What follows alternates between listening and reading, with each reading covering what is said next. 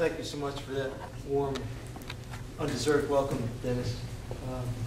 Thank you all. I'm overwhelmed to have such good and worthy people here to hear my humble story.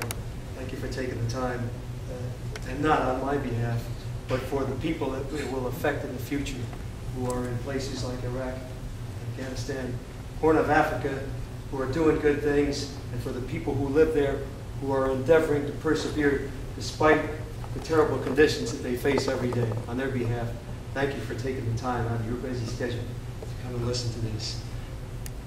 Next slide, please. I want to tell you a little bit about the metamorphosis that I saw in myself as the Army developed and as I was deployed.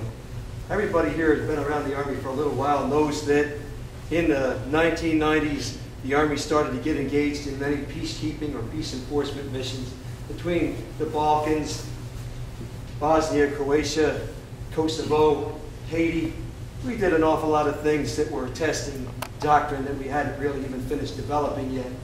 And so we started to talk about buzzwords like peacekeeping and peace enforcement, and a lot of different doctrine was forged on that. And it wasn't just in the United States, but it was spread throughout the world.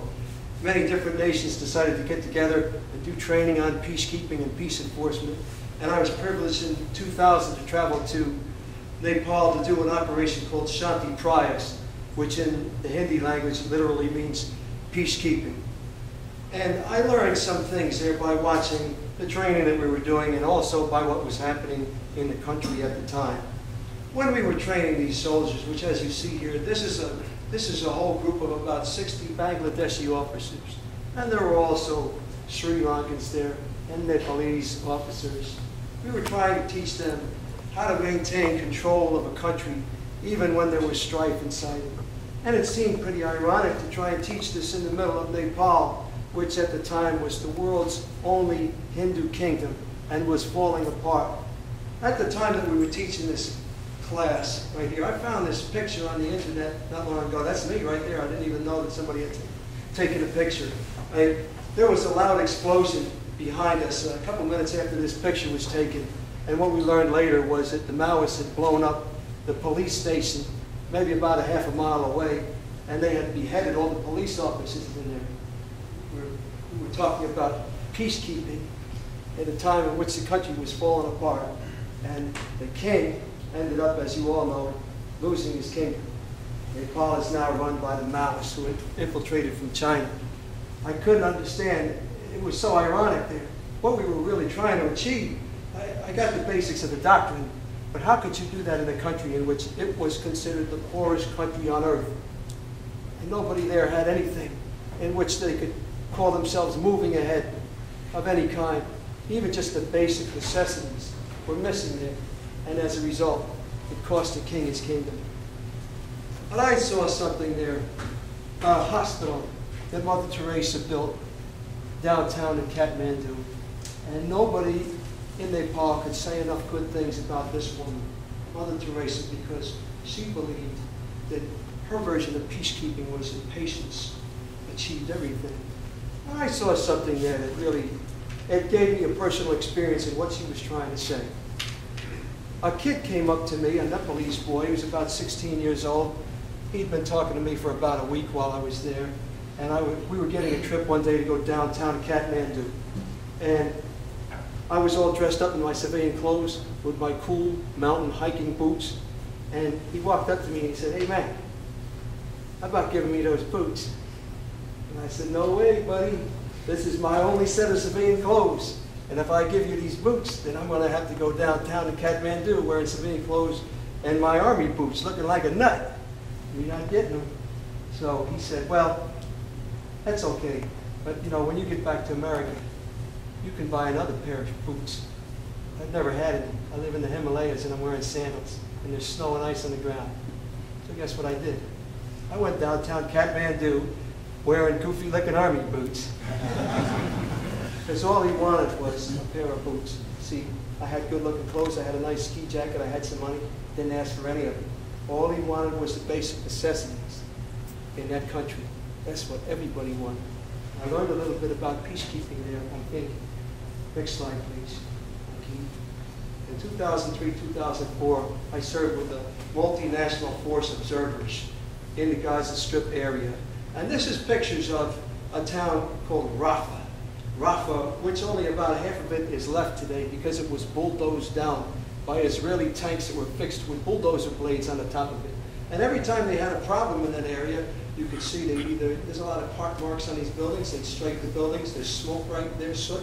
They'd burn the people out of the buildings. Or if it was just a problem that a tunnel kept popping up underneath that building over and over again, supplying them with stuff, right? They would just bulldoze the whole building down. While I was there in their country, I got a chance to go up to where Jesus gave the Sermon on the Mount.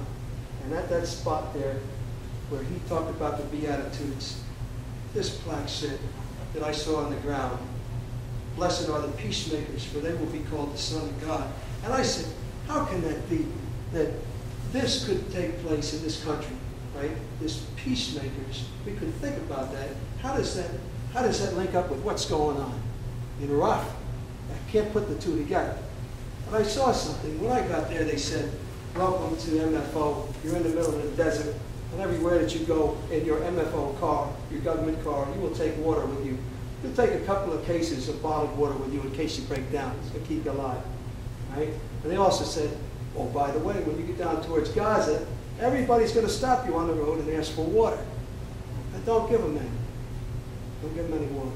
I said, in a country that has no steady supply of clean drinking water, why would you not give them any water? They said, "Well, you know, if you give them some, they're only going to ask for more." I said, "I guess you're right." I'm from Long Island. I can play that game. Okay, yeah. But these guys, every time I went downtown in my little car that was marked with this symbol, they would come up and they would surround my car, and I would put on the brakes, and I would get out, and I would open the door and give them all the water that they wanted, because they needed it. And it wasn't like we were ever going to run out. We never ran out. I'm still here. That little bit of water that they got, I noticed something though. We had maybe 24 cars in that fleet that all had that symbol on the side, and they all had broken windows because the kids would throw rocks. Because they thought that the MFO was aligned with Israel. They didn't see it as helping both sides. They thought it was just one way, and so they despised us. But I didn't have any broken windows in my car because they got water. That's all they wanted. Next slide, please. I served as the Joint IED Defeat Organization in Iraq, Sergeant Major, 2005 to 2006, with a very hefty budget. Just the first year of JIDO, we went over $3 billion, right, to try and defeat the IEDs. The people who were putting in the system of bombs all throughout Iraq, and everybody here has heard about it. Soldiers who have been burned alive in Humvees, right, who've been blown up. People who are, veterans who are hurt to this day because of the results of the IEDs. We work in bitter earnest to defeat that $3 billion worth, right? That's one organization. That's not the whole military or just the army. That's a considerable amount of money.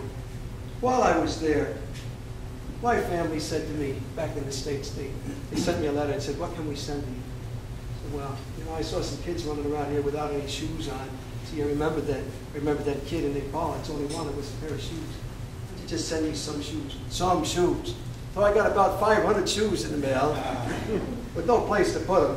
And I had a buddy down the street who was a civil affairs sergeant major, so I got over there and said, "Hey, can you use these shoes, please, so I can clear them off my bed and go to sleep tonight?" And he took them, and he started giving out the shoes, and then my family just kept sending more. And he came to me one day about a month or two later, and he said, "Hey, you got any more of those shoes?" I said, "Yeah, I think I got some more coming." He said, "I want to tell you something about those shoes. Every time we give them out in a civil affairs mission, when we go out, right, we get hit all the time, right? But when we give those shoes out on the way back, we never get hit. It's the first time, despite all the contacts I'd had in JIDO, going out with units and patrols, and I went on many mounted and dismounted patrols with them. It's the first time I ever heard the word never associated with getting hit with IEDs, right, that you could predict it. It just flat wouldn't happen. We can't do that with all the technology we have. Not with $3 billion. But he did it with shoes. What a simple concept. It worked for him. I'm not saying you could do that now and just go out hand in shoes and nothing would happen, but he found a way to make it work, and it was true for him.